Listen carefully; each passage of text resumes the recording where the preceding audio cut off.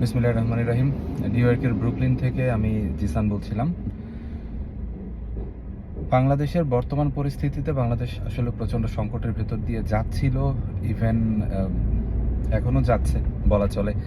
একেবারেই এটা বলা যায় না যে আমরা শঙ্কামুক্ত। আমরা জানি কিছুদিন আগের ঘটনার প্রেক্ষাপট বা কিছুদিন আগে কি ঘটলো, কিভাবে ঘটলো, কিভাবে একটা জালেম সরকারকে অপসারণ করা হলো।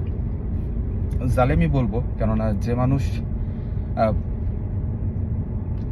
আমার ব্যক্তিগতভাবে কোনো পলিটিক্যাল ভিউ নেই, এটা আমার পরিচিত জন যারা তারা সবাই জানেন। তারপর আমি কনফার্ম করছি যে আমার কোনো পলিটিক্যাল ভিউ নেই। ইভেন আমি এটা নিশ্চিন্তে বলতে চাই যে নিশ্চিত করতে চাই আপনাদের, আমার আসলে ছলনা করার বা বলে না লোক দেখানো এইসবের কিছু নেই আমার। একটু আগের প্রেক্ষাপট নিয়ে কথা বলি। হাসিনা সরকার যখন ক্ষমতায় ছিল তখন আসলে ৮-১০ জন মানুষের মতো আমারও আসলে ওটা নিয়ে কোনো কনসার্ন ছিল না। কেননা হাসিনা ক্ষমতায় থাকা বা না থাকা নিয়ে আসলেই আমার তেমন কোনো প্রবলেম নাই। আমি যতটুকু বুঝি, যেহেতু বাংলাদেশের মানুষ আমি, বাংলাদেশের তেমন কোনো প্রবলেম ছিল না। সরকার একটা হলেই হলো। আমরা সাধারণ মানুষ এভাবেই চিন্তা করি। এটা আমার ব্যক্তিগত মতামত, বাট আমি মনে করি এটা।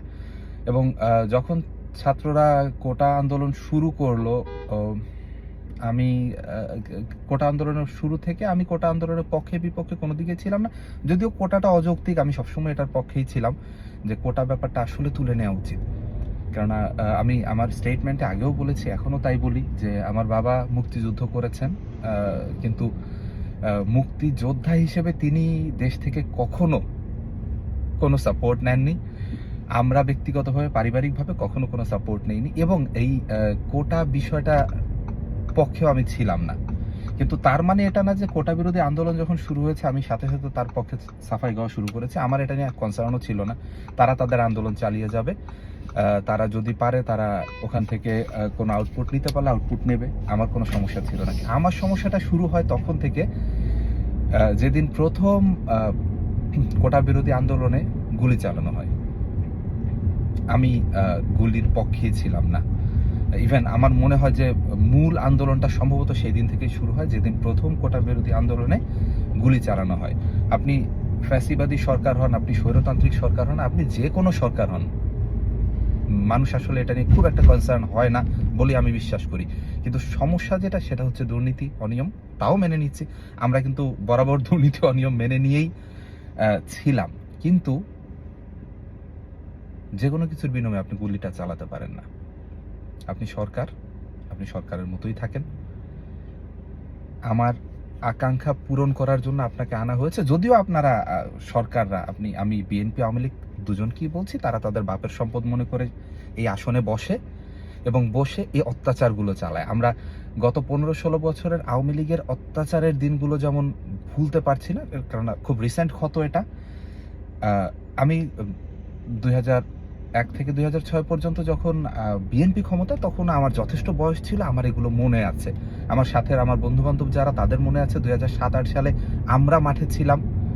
লাস্ট যে আওয়ামী লীগ গভর্নমেন্ট ক্ষমতায় আসে তখন আমরা মাঠে ছিলাম, এবং আমাদের দেখা অনুযায়ী সবচেয়ে ফেয়ার নির্বাচন বোধহয় ২০০৮-এর নির্বাচন ছিল। যদিও অনেকে বলে অনেক কনস্পিরেসি থিওরি আছে, অনেক কিছু আছে, কিন্তু ওই ইলেকশনটা আমাদের দেখা ফেয়ার ইলেকশন ছিল, এবং আমি এটা এখনো বিশ্বাস করি যে এটা ফেয়ার ইলেকশন ছিল। বাট ফেয়ার ইলেকশন করে আমরা ভাবছিলাম যে আমরা আসলে একটা সভ্য, ভদ্র এবং সুন্দর দলকে ক্ষমতায় আনছি যারা আমাদের সেবা করবে, কিন্তু তারা মোটামুটি বাপের সম্পদ মনে করে এই আসনে বসেছিল। আচ্ছা, বসে থাক, কোনো সমস্যা নেই, কিন্তু আপনি গুলিটা চালাতে পারেন না। এবং এই গুলি চালানোর পরবর্তী সময়ে যেটা হয়েছে সেটা হচ্ছে ম্যাসিভ, এটাকে আমি জেনোসাইডই বলবো।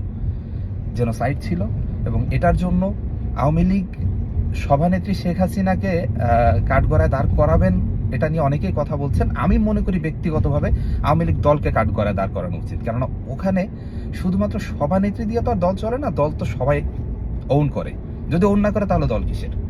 যদি ওন করে তাহলে তাকে জবাব দিতে হবে যে তুমি এটার পক্ষে কেন ছিলা। তুমি কোন হারামজাদা যে পুলিশ বা অন্য কেউ আন্দোলনে গুলি চালানোর তুমি তার পক্ষে ছিলা? কোন হারামজাদা তুমি? এই জবাবটা চাইতে হবে প্রত্যেকের কাছে। আওয়ামী লীগের প্রত্যেকটা এমপি, মন্ত্রী, প্রত্যেকটা নেতা, প্রত্যেকটা দলনেতা, প্রত্যেকটা সভাপতি, সেক্রেটারি, ইভেন প্রত্যেকটা কর্মীর কাছে এই জবাবটা চাইতে হবে যে কোন কারণে গুলি চলার পরে তুমি আওয়ামী লীগের পক্ষে ছিলা। আমি আমার কনসার্নটা ক্লিয়ার করলাম। এবার আসি আজকে যে জন্য ভিডিওটা করছি। কিছুক্ষণ আগে আমি দেখলাম যে ব্রিগেডিয়ার সাখাওয়াত সাহেব যে কোনো ভাবেই হোক ইনিয়ে বিনিয়ে আওয়ামী লীগকে রাজনীতিতে আসার আহ্বান জানাচ্ছে। খুবই ভালো কথা। আমি ব্যক্তিগতভাবে ভদ্রলোককে প্রচণ্ড পছন্দ করি এবং এই উপদেষ্টা মণ্ডলী তো মোটামুটি যারা আছে অনেকের ব্যক্তিগত নানান রকম খারাপ বিষয় আছে, অনেকে অনেক কথার মধ্যে দিয়ে যায়, কিন্তু মানুষ হিসেবে এই 17 জন মানুষের মধ্যে মোটামুটি 13-14 জনকে আমি চিনি। যেহেতু আমি মিডিয়াতে কাজ করতাম এক সময়, সেহেতু 2-1 জনের সাথে আমার ব্যক্তিগত পরিচয় আছে। তো আমি এদের সবাইকে ভালো মানুষ হিসেবে জানি এবং তারা যে ভালো কিছু করবেন এ ব্যাপারে আমি বিশ্বাস করি, আমি বিশ্বাসী। কিন্তু সাখাওয়াত সাহেব হঠাৎ করে কেন আওয়ামী লীগকে এই সময় রাজনীতিতে আনতে চাচ্ছেন? আপনি বলবেন যে গণতান্ত্রিক প্রক্রিয়ার অংশ, এটা নিঃসন্দেহে, কিন্তু একটা জেনোসাইড করা দল যার হাতের রক্তের দাগ এখনো শুকায়নি, ইভেন যার হাতে রক্তাক্ত হওয়া বা শহীদ হওয়া মানুষগুলোর কবরের মাটিটা এখনো শুকায়নি, তাকে আপনি রাজনীতিতে আনতে চাচ্ছেন কেন? আমি একজন বাঙালি হিসেবে এই প্রশ্নটা করতে চাই, তাকে রাজনীতিতে কেন আনতে হবে? কি মোটিভ এটা আমি জানি না। যদি আপনি বলেন যে হ্যাঁ আমি কি বলবো যে গণতান্ত্রিক প্রক্রিয়ায় রাজনীতিতে আনতে চাচ্ছি একটা দলকে, আনেন, কোনো সমস্যা নাই, কিন্তু তার আগে ওই দলের বিচার করতে হবে। বিচার হোক। হাসিনাকে কোনোভাবেই ভালো মানুষের প্রলেপ দেওয়ার কোনো জায়গা নাই। আপনি কিভাবে বলেন যে এই দলকে রাজনীতি করার সুযোগ দেওয়া হোক? সুযোগ দিলে এই দল রাজনীতি করতে আসতে পারবে। আচ্ছা, আসলো, যদি আসে, মানুষের ঘৃণার সামনে এদের অবস্থাটা কি হবে মূলত? এটা আমাকে একটু ক্লিয়ার করতে হবে। আমি নাগরিক হিসেবে এটা জানতে চাওয়ার অধিকার আমার আছে এবং এটাই আমার স্বাধীনতা। ভালো থাকবেন সবাই।